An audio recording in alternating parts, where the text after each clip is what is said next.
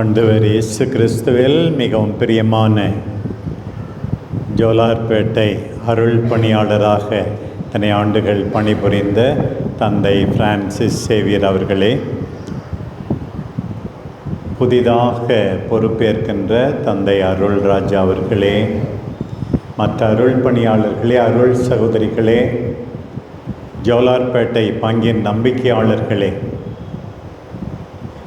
முக்கியமாக இன்றைக்கு புதுநன்மை உறுதி பூசல் பெற இருக்கின்ற சமனசுகள் போல காட்சியளிக்கின்ற அன்பார்ந்த குழந்தைகளே, இன்றைக்கு நம்முடைய பங்கின் பாதுகாவலே புனித ஜெயராக்கினி அன்னையின் இந்த பெருவிழாவின் போது வந்து திருப்பலி நிறைவேற்றி இந்த பிள்ளைகளுக்கு இந்த அருள் அடையாளங்களை வழங்குவதில் நான் பெரிதும் மகிழ்ச்சி அடைகிறேன். உண்மையாகவே ஆண்டவர் நம்ம ஒவ்வொருவருடைய வாழ்க்கையிலும் ஏராளமாக நன்மைகளை செய்துள்ளார். எல்லாவற்றுக்கும் நாம் இன்றைக்கு நன்றி கூற வேண்டும். இறைவன் நமக்கு கொடுத்த உயிருக்காக, இறைவன் நமக்கு கொடுத்த அன்பான பெற்றோருக்காக, மற்ற குடும்பத்தினருக்காக, நம்முடைய உருவாக்கத்திற்காக, எல்லாவற்றுக்கும் இடைவிடாமல் நன்றி சொல்ல வேண்டும். இந்த குழந்தைகளை பொறுத்த மட்டில் இன்றைக்கு மிக முக்கியமானது, ஆண்டவரே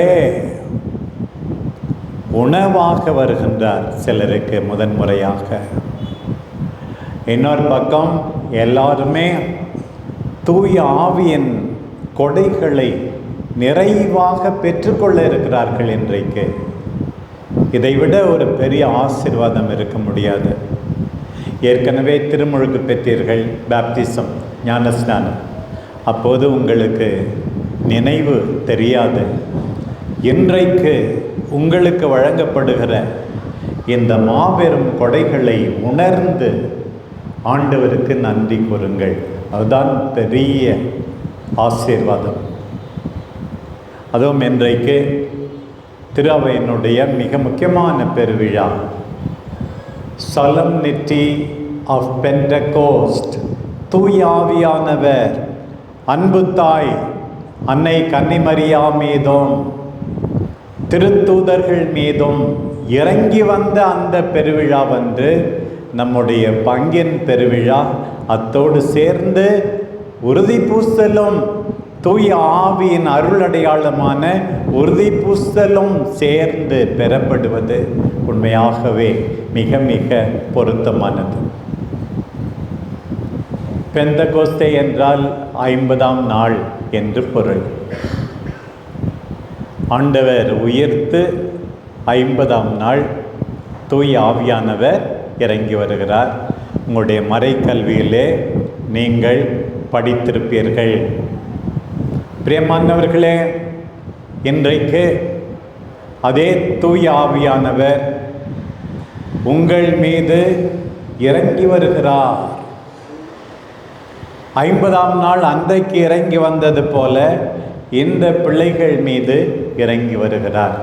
அந்த முதல் வாசகத்தை மீண்டும் நம்முடைய மனசில் பதிய வைத்து சிந்தித்து பார்ப்போம். வல்லமை எப்படி வருகிறது? சீடர்கள் பயந்து கொண்டிருந்தார்கள், கதவுகளை மூடி வைத்திருந்தார்கள் என்று இன்றைய நற்செய்தி வாசகம் சொல்லுகிறது. தூய ஆவி இறங்கி வரும்போதும் ஒரு விதத்தில் மூடி வைத்து தான் ஜெபித்து கொண்டிருந்திருப்பார்கள். முதலிலே சொல்லப்படுகிறது கடும் காற்று, வல்லமையை குறிக்கிறது. அன்பார்ந்த பிள்ளைகளே, இன்றைக்கு ஆண்டவருடைய வல்லமையை நீங்கள் பெற்றுக்கொள்ள வேண்டும். எதற்கும் அஞ்சக்கூடாது. பலமுறை நான் கேட்டிருக்கிறேன், இந்த பிள்ளைகளுக்கு எதை நீங்கள் கற்றுக் கொடுக்க வேண்டும் பெற்றோர்களே? ஒரு பக்கம் பணிவு, இன்னொரு பக்கம் துணிவு. இன்றைக்கு அன்பார்ந்த குழந்தைகளே, முக்கியமாக பெண் குழந்தைகளே, துணிச்சலாக இருங்கள். என்னால் சாதிக்க முடியும், எனக்கு அருளப்பட்டிருக்கின்ற தூய ஆவியானவரால் என்று புரிந்து கொள்ளுங்கள். அன்றைக்கு பலத்த காற்று வீசியது. ஆண்டவர் உலகத்தை படைக்கும் போது தன் மூச்சை ஊதினார், மனிதனை படைத்தார். இப்போது தூய ஆவியானவர் உங்களுக்கு கொடுக்கப்படுகிறார். அன்றைக்கு இயேசு தூய ஆவியானவரை அப்படித்தான் கொடுத்தார். அவர்கள் மீது ஊதி தூய ஆவியை பெற்றுக்கொள்ளுங்கள் என்று சொன்னார். இன்னொரு பக்கம் பார்த்தால் நெருப்பு, நாக்கு, இதுவும் கூட வல்லமையை குறிக்கிறது, தூய்மையாக்குவதை குறிக்கிறது, கெட்டதை அழிப்பதை குறிக்கிறது. நாக்கு எதை குறிக்கிறது? பேசும் திறனை குறிக்கிறது, உண்மையை பேச. To communicate with others effectively, truly, sincerely, மற்றவர்களோடு நல்லது பேச, உண்மையை பேச நீங்கள் இன்றைக்கு வல்லமையை பெறுகிறீர்கள். தொடர்ந்து நிகழ்ந்தது என்ன? நான் நினச்சேன் முதல் வாசகம் கூட இந்த பிள்ளைங்களே படிச்சிருக்கலாமேன்னு சொல்லிட்டு. அதில் நிறையா மக்களுடைய இனத்தாருடைய பேர் இருக்குது. அதெல்லாம் படிக்கிறதுக்கு கஷ்டமாக இருக்குன்னு தான் அவரே படிச்சிட்டார் போல இருக்குது. பாருங்கள், அத்தனை பேர், ஒரு 16 மொழி பேசுகிறவர்கள், இனத்தை சார்ந்தவர்கள் எல்லாரும் அங்கே குறிப்பிடப்பட்டிருக்கிறார்கள். எல்லாரும் அவர்கள் தாய்மொழியிலே புரிந்து கொள்கிறார்களாம். பாருங்கள், கலிலேயர்கள் பேசுகிறார்கள், புரிந்து கொள்ளப்படுவது தாய்மொழியில். பிரியமான பிள்ளைகளே, நீங்கள் ஆண்டவருடைய வார்த்தையை புரிந்து கொள்ள வேண்டும், பெற்றோரை புரிந்து கொள்ள வேண்டும். இங்கே இருக்கிற எவ்வளோ பேர் உறுதி பூசல் எல்லாரும் வாங்கினவங்க தான்.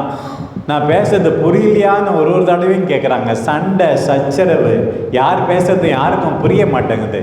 புரியாத விதத்தில் பேசுகிறார்கள்.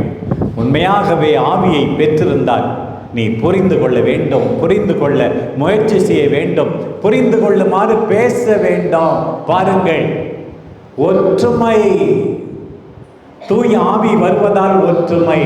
இன்றைக்கு நான் இங்கே சொல்ல வந்த முக்கியமான செய்தி, நம்முடைய ஜோலார்பேட்டை குடும்பங்களில் இருக்கின்ற மக்கள் எல்லாரும் தூய ஆவியால் நிறைந்து ஒற்றுமையோடு வாழ வேண்டும்.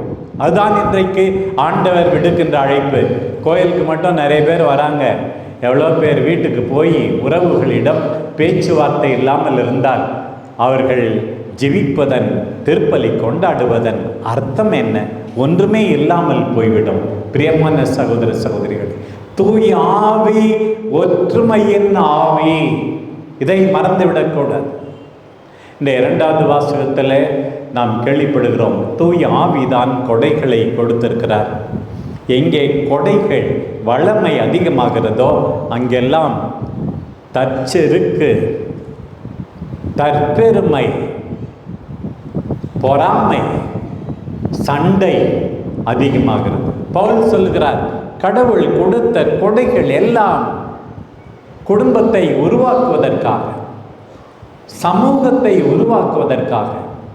உன்னுடைய அழகு, படிப்பு, உத்தியோகம், உன்னுடைய வாகனம் எல்லாம் மற்றவர்களுக்கு பயன்பட வேண்டும். பாடத் தெரியுமா? கற்றுக் கொடுக்க தெரியுமா? விளையாட தெரியுமா? இசைக்கருவியை மீட்ட முடியுமா?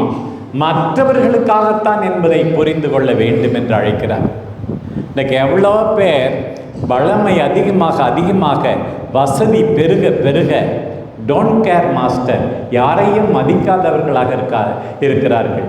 பிரியமான பிள்ளைகளே, தாழ்ச்சியோடு உங்கள் திறமைகளை, உடைமைகளை, கொடைகளை ஆண்டவருக்காக பயன்படுத்துங்கள். அதுதான் இன்றைக்கு உங்களுக்கு விடுகின்ற அழைப்பு. எல்லாமே ஆண்டவருக்காக. நன்மை வாங்க போகிறீர்கள், புது நன்மை. நான் அடிக்கடி சொல்வேன், நாக்கை நீட்டி கையை நீட்டி நன்மை வாங்கினா போதாதுப்பா, கையை நீட்டி நன்மை செய்ய வேண்டும். ஒவ்வொரு நாளும் நன்மை செய்ய வேண்டும். இந்த வெள்ளை உடையில் இந்த பிள்ளைகள் எல்லாம் ரொம்ப அழகாக இருக்காங்க. நான் சொல்லுவேன் மாணவர்களுக்கு, எது உண்மையான அழகு தெரியுமா? ஒவ்வொரு நாளும் புதிதாக ஏதாவது கற்றுக்கொள்ள வேண்டும். Learn something new every day. ஒவ்வொரு நாளும் யாருக்காவது ஒருவருக்கு நல்லது செய்ய வேண்டும். Do some good to somebody every day. நல்லது செய்தால்தான் உண்மையான அழகு. இந்த அழகு எல்லாம் தற்காலிகமானது. இதை தாண்டி வாழ்நாள் முழுவதும் அழகாய் இருப்பேன் என்று நினைக்க வேண்டும். புதிதாய் கற்றுக்கொள்வேன், ஒவ்வொரு நாளும் நல்லது செய்வேன் என்று முடிவெடுக்க வேண்டும். அப்பம் விடப்படுகிறது பீடத்தின் மீது, என்னையே நான் பிட்டு கொடுப்பேன், என் குடும்பத்தாருக்காக துன்புறுவேன். இதுதான் இந்த அருளடையாளங்களின் நோக்கம் என்பதை அன்பார்ந்த பிள்ளைகளே, அன்பார்ந்த சகோதர சகோதரிகளே இன்றைக்கு புரிந்து கொள்ள வேண்டும். நன்மை செய்யாதவன், மற்றவர்களுக்காக துன்புறாதவன் கிறிஸ்தவனே அல்ல என்பதை தெரிந்து கொள்ள வேண்டும். பிரியமானவர்களே, இன்றைய நற்செய்தி பகுதிக்கு வருகிறோம். நான் ஏற்கனவே சொன்னது போல கதவுகள் மூடியிருக்க ஆண்டவர் அங்கே வருகிறார். உயிர்த்த ஆண்டவரை கதவுகள் ஒன்றும் செய்துவிட முடியாது. நிம்மதி அளிக்க, நம்பிக்கை அளிக்க, துணிச்சல் அளிக்க ஆண்டவர் அங்கே வருகிறார். அஞ்சாதே என்று சொல்லுகிறார். அன்பார்ந்த பிள்ளைகளே, பயப்படாதீர்கள், உங்களால் சாதிக்க முடியும். என் முன்னே இந்த குழந்தைகளிலே நான் பார்க்கிறேன் ஒரு சில பொறியாளர்களை, ஒரு சில நாட்டு தலைவர்களை, ஒரு சில மருத்துவர்களை, ஏன் ஒரு சில அருள் பணியாளர்களை, அருள் சகோதரிகளை. இவர்களில் நான் ஒரு விதத்திலே காண்கிறேன், உங்களால் முடியா, அஞ்சாதே என்று சொல்லுகின்ற ஆண்டவர் இருக்கிறார். இன்றைக்கு நம்பிக்கை ஊட்டுகிறார். ஒவ்வொரு நாளும் வளர்வேன். பவுல் சொன்னார் பிலிப்பியருக்கு எழுதிய திருமுகத்திலே 4ஆம் அதிகாரம் 13வது வசனம், எனக்கு உறுதியூட்டும் இயேசு கிறிஸ்துவால் அனைத்தையும் செய்ய என்னால் முடியும் என்று சொன்னார். அன்பார்ந்த குழந்தைகளே, உங்களால் முடியும். இன்றைக்கு ஆண்டவர் சொல்லுகிறார், புனிதமிகு நற்கருணை வழியாக சொல்லுகிறார், உறுதி பூசல் வழியாக சொல்லுகிறார், முடியும் என்று சொல்லுகிறார். முடியும் என்று நம்பி தொடங்குங்கள். ஆண்டவர் தொடர்ந்து என்ன செஞ்சாராம் பாருங்க, தன்னுடைய கைகளை காட்டினாராம். கைகளிலே தழும்புகளை காட்டினார், விலாவை காட்டினாராம் சீடர்களுக்கு. அப்படித்தான் இன்றைய நற்செய்தியிலே நாம் வாசிக்க கேட்டோம். ஆண்டவருடைய அடையாள அட்டை, ஆதார் கார்டு என்னன்னு கேட்டா இந்த தழும்புகள் தான். பிரியமான சகோதர சகோதரிகளே, உங்கள் துன்பங்கள், உங்கள் வடுக்கள், உங்கள் காயங்கள் தான் ஆண்டவரின் வழியிலே உங்கள் அடையாள அட்டை. என் பிள்ளைகளுக்காக நான் இவ்வளவு துன்பப்பட்டேன் என்று சொல்ல வேண்டும். நம்முடைய துன்பங்கள் வழியாக மற்றவர்களுக்கு வாழ்வு கொடுக்க வேண்டும். ஆண்டவர் அதைத்தான் சொல்லுகிறார். ஆண்டவர் அதைத்தான் சொல்லுகிறார். துன்புறுங்கள், அதுதான் கிறிஸ்தவ அழைப்பு. மற்றவர்களை துன்புறுத்தாதீர்கள், துன்புறுங்கள். ஆண்டவர் சொல்லுகிறார் பாருங்கள். ஆண்டவரிடமிருந்து நாம் இன்றைக்கு கற்றுக்கொள்ள வேண்டும். உறுதி பூசல் உங்களை உறுதிப்படுத்துகிறது. எதற்காக? நம்பி துன்புறுவதற்காக உறுதிப்படுத்துகிறது. அதுதான் உறுதி பூசல் என்பதை மறந்து விடாதீர்கள்.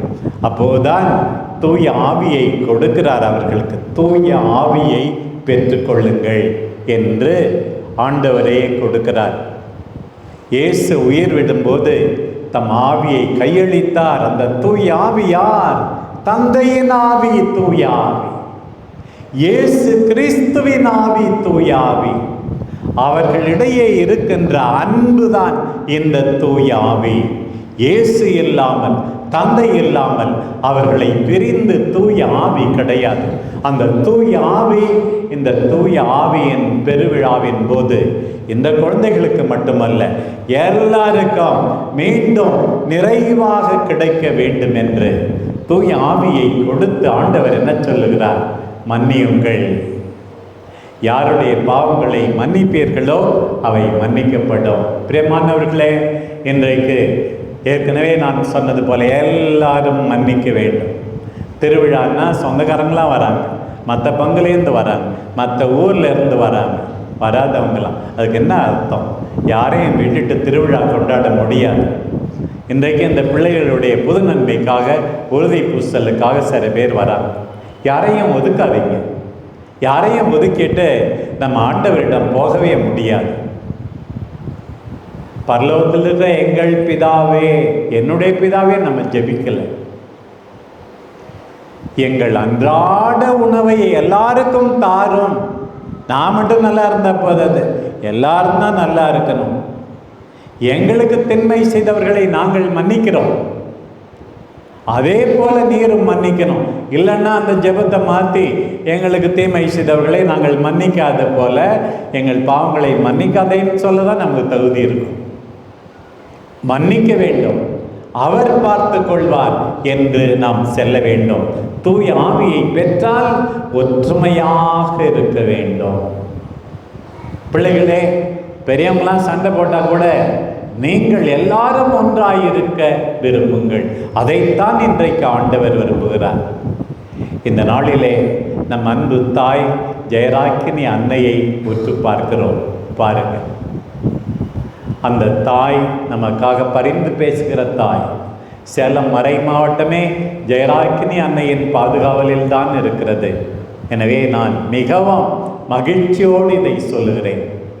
அந்த தாயை தூய ஆவியார் நிறைத்தார், இயேசு பிறந்தார். நீங்களும் இயேசுவை பெற்றெடுக்க வேண்டும். ஒவ்வொரு நாளும் நான் அடிக்கடி சொல்லுவேன், ஜெபிப்பது, இறை வார்த்தையை கேட்பது, நாம் கருவுறுவது. கருவுற்றால் போதுமா? நம்முடைய நற்செயல்களால் ஆண்டவரை பெற்றெடுக்க வேண்டும்.